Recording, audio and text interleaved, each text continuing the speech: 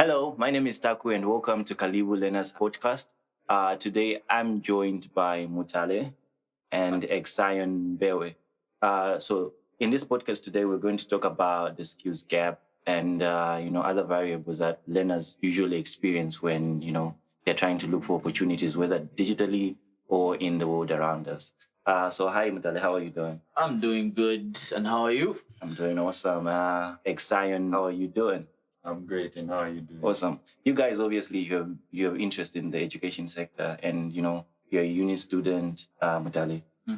How's your learning experience so far, and what skills do you think as you grow older you'll be in need of?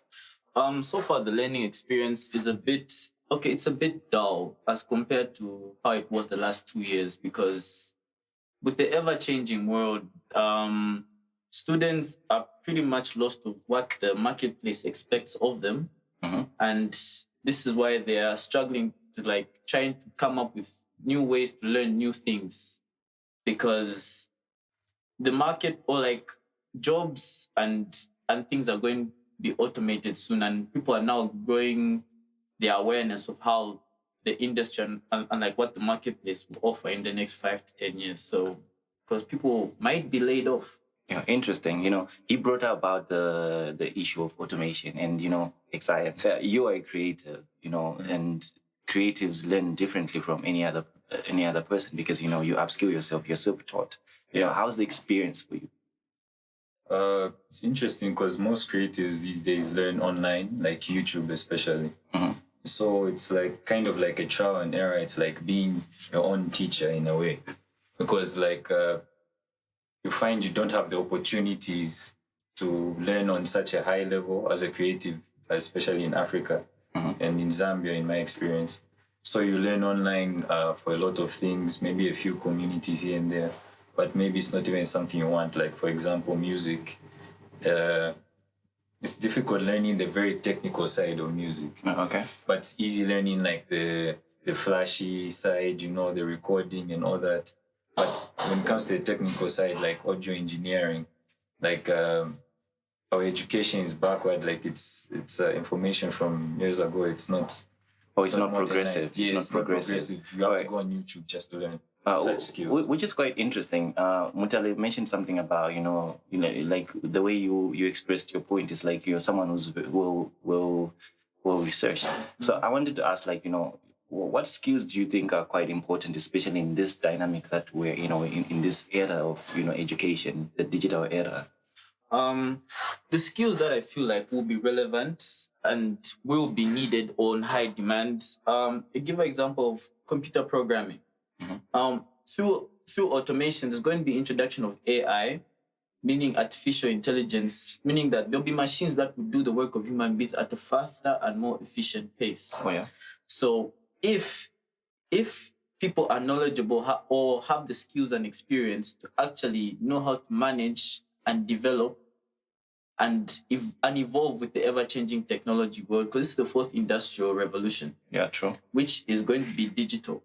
So if people are more tech savvy, and have reached the new developments that are coming up, that skill of computer programming, others may call it coding, may be one of the most valuable skills right now. All right. So, like Zion, I wanted to ask a question as well, especially in your field, are you threatened, a computer doing the job that you have been doing for the past maybe 2-3 years?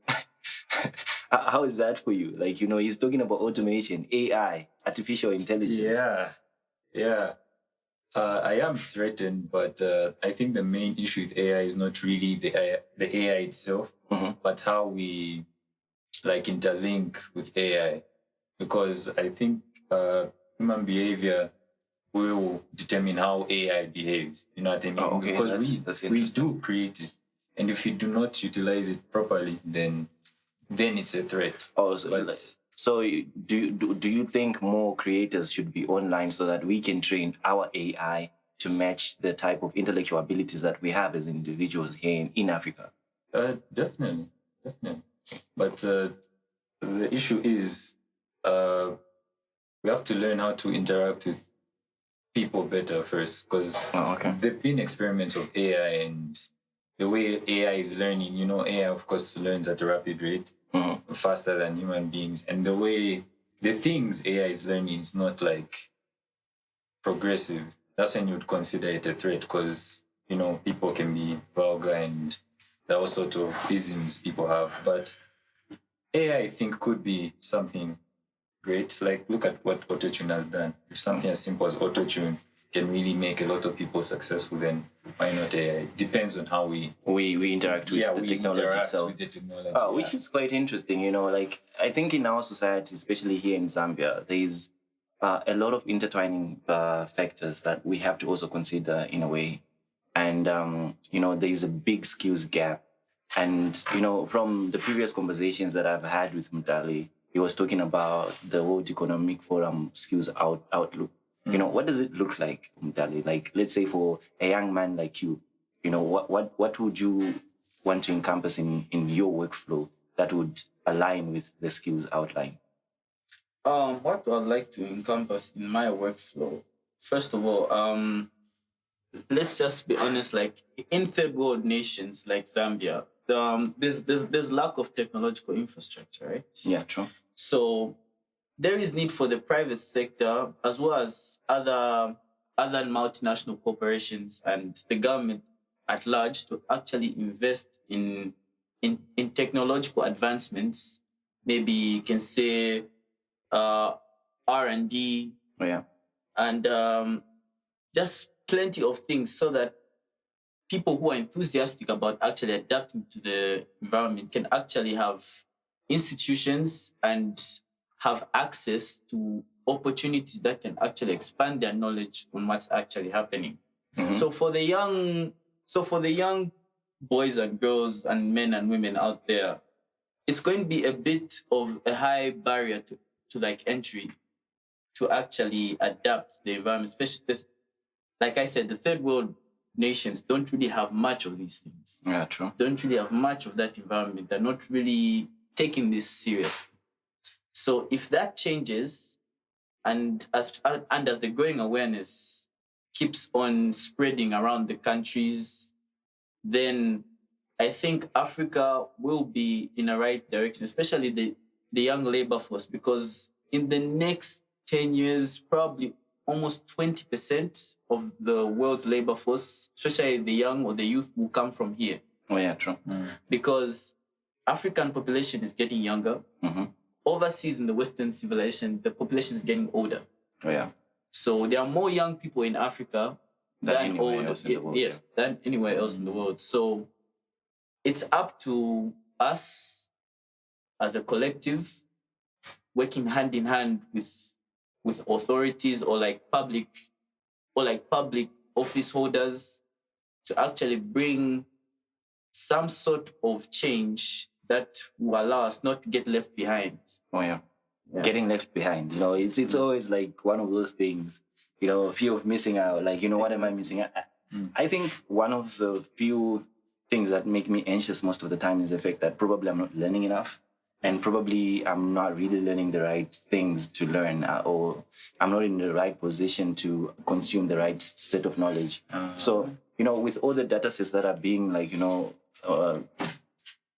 that are being created now, to foster R&D, Zion, what type of researches do you think will be quite relevant? Because we spoke about R&D and how can we commercialize it?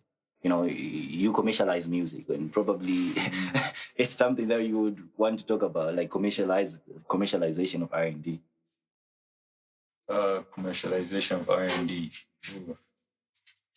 That's a tough one. But of course, we'd have to look at people who are actually interested in, those people, like those people who ask a lot of questions, those people who love to learn. So you definitely have to question a lot of those people. Also develop systems that can better grow the industry of R&D if we had to commercialize it. And just get people working on it, trying our best with improving our education systems as well. I like the fact that you started with people because, in this whole day and age, I feel like people skills are an important skill. And the more we interact with each other and understand what the problem is, that's how we can actually bring the solution to life. Yeah. Any last words, Mutale? I would also want to point out that there is value in social media leveraging, because this is the biggest leverage tool that each one of us has to our disposal. So there is need for that skill where people can use social media, where we need people that can use social media to actually know how to sell, market, and brand product or a service, because we live in a branding world. Yeah. That's something that people should not ignore or like put aside. So I would say that as much as we want the technological skills to be part of us, also the ability to sell. Okay. The ability to sell and market is also a valuable skill. So we should. So I would also look into that. Oh, interesting. Any last few words you want to also share, Zion? I would say there's a lot we have to do, but the good thing with social media, as he said, is that it's really taken us a few steps ahead. At least there's an even playing field more with the world, because we can learn faster. It's we are instantly connected with everyone, basically almost everyone who has the internet. So I think we have to find a way of utilizing people, as you said as well, and I said, utilizing people's social media and traditional methods to help grow education in the workforce in Africa. Yeah, I think that's where I would like to end. That's really interesting. And what's exciting, especially about now, is that we have almost 4 to 5 generations in the workforce. From the Gen Zs to the baby boomers, and there is so much to learn. Yeah. And I think that's what's more exciting about this day and age, because what the baby boomers want and what the Gen Zs want is a different folly. Yeah. Exactly. Because you're talking about social media, and then a baby boomer will be like, "What? Social media? Yeah. Like really?" But The then baby boomers are more conservative on that side. Yeah. But I think productivity means a different thing from their point of view as well. Yeah. Anyways, man, thank you very much for joining me for this session, and I really got to learn a lot from you. This was Kalibu Learners Podcast. Thank you for listening. Peace out. I'm Taku.